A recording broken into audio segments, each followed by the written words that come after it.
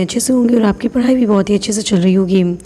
बच्चों, हम लोग पढ़ रहे हैं क्लास 6 की संस्कृत निधि और इसमें हम लोग कर रहे हैं जो वर्णमाला है उसके प्रश्नोत्तर।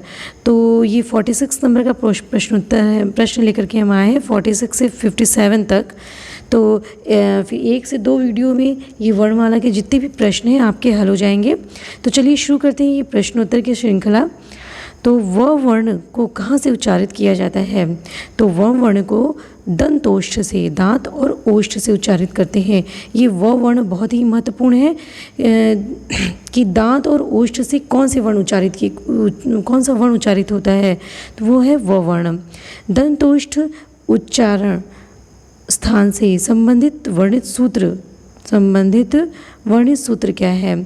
तो वकारस्य दंतोष्ठम, वकारस्य दंतोष्ठम। यदि आप सूत्र याद कर लेंगे तो जितने भी वर्ण हैं वो अपने आप याद हो जाते हैं। देखिए वो आ रहा है, वो का मतलब ही है वकार का मतलब ही है व, तो वकारस्य दंतोष्ठम। हाँ, तो दंतोष्ठ से उच्चारित होने वाले व वर्ण के लिए जो सूत्र है वो है वकारस्य दंतोष्ठम। फिर देखिए क्या है कि अनुनासिक वर्ण कौन कौन से हैं? तो अनुनासिक वर्ण कौन कौन से होते हैं? अंग, य, ड़, न और म वर्ण। ठीक है, अंग, य, ण, न और म वर्ण जो है अनुनासिक होते हैं। पंचम वर्ण के उच्चारण स्थान का सूत्र क्या है? और ये पंचम वर्ण भी होते हैं ना, क ख ग घ अंग, च च च ई ट ट ट आण, फिर त थ द न और प प प म। तो ये कौन से वर्ण हैं? पंचम वर्ण भी हैं। हाँ, तो के उच्चारण स्थान का सूत्र क्या है? तो यमंगणा नाम नासिका च। क्या बोलते हैं इसको? यमंगणा नाम नासिका च। अब ये देखिए कि न का उच्चारण स्थान क्या है? न का उच्चारण स्थान क्या है? देखिए जो भी वर्ण हैं आपकी पंचम वर्ण, वही अपनी वर्ग के, जो भी वर्ण हैं जो आपके पंचम वर्ण हैं वो अपने ही वर्ग के का जो उच्चारण स्थान है वो और प्लस नासिका दोनों से उच्चारित किए जाते हैं। ठीक है, तो न का उच्चारण स्थान क्या है? तो न कहाँ से उच्चारित होता है? ये तो आपका दंत में आता है ना, दंत में आता है, तथा तथा न, ये दंत से उच्चारित होता है। तो न दंत प्लस नासिका, दंत प्लस नासिका से उच्चारित किया जाता है। म का उच्चारण स्थान क्या है?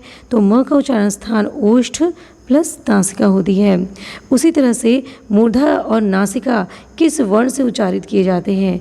मूर्धा और नासिका किस वर्ण का उच्चारण स्थान है? तो मूर्धा और नासिका ण वर्ण का उच्चारण स्थान है। कौन से वर्ण का उच्चारण स्थान है? तो ये ण वर्ण का उच्चारण स्थान है। अंग और य का उच्चारण स्थान क्रमशः, उच्चारण स्थान जो है वह क्रमशः क्या है? तो अंग कंठ प्लस नासिका से बोली जाती है। अंग किससे बोला जाता है? कंठ प्लस नासिका से। उसी तरह से य तालु प्लस नासिका से बोला जाता है। तालु प्लस नासिका से क्या बोला जाता है? ईया बोला जाता है। ठीक है, तालु प्लस नासिका से ईया वर्ण बोला जाता है।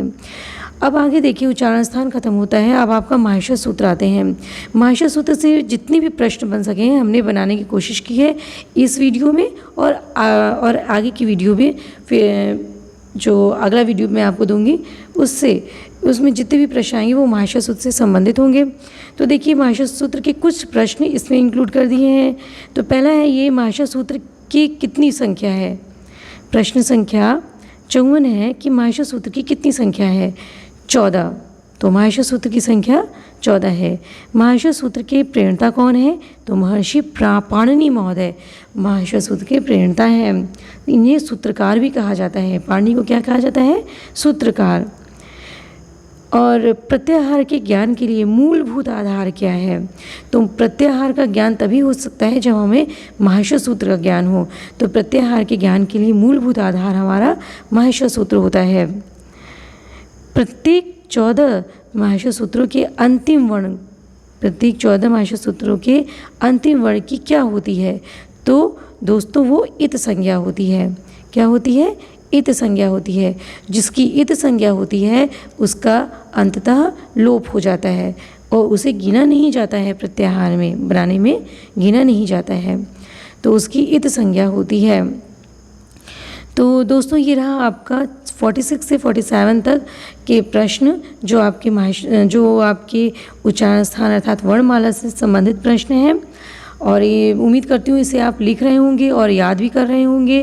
तो अगले वीडियो में वर्णमाला से संबंधित जितने भी प्रश्न होंगे वो हल हो जाएंगे और ये सब आप पढ़ लेंगे तो ऐसा कोई भी प्रश्न नहीं होगा, वर्णमाला से संबंधित ऐसा कोई भी प्रश्न नहीं होगा जिसे आप बता ना सकें।